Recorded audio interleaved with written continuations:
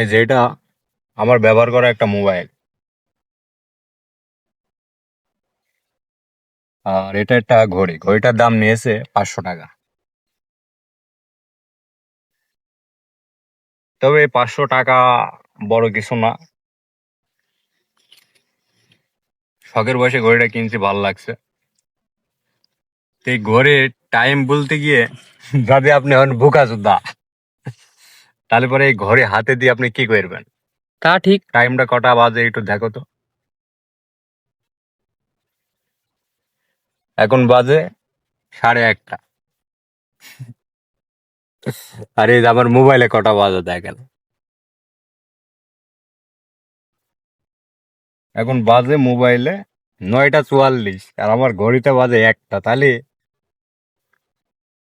টেকা তুই 500 জায়গায় আরো 200 টাকা জিনিসটা ভালো করে তৈরি কর। কথা কিন্তু একদম হক কথা। ঘড়ি আরেকটা কিনবো বন্ধু।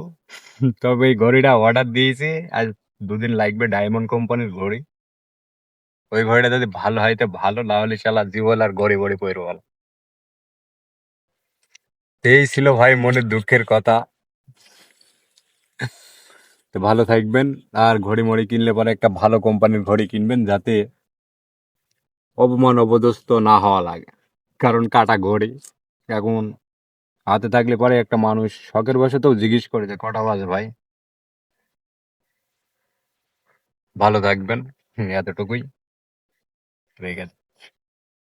আর গাইস, লাস্টে আমি একটা কথা বলতে যাচ্ছি যে আপনি যদি ঘড়ি পরে যদি কোনো উপকারিতা মানে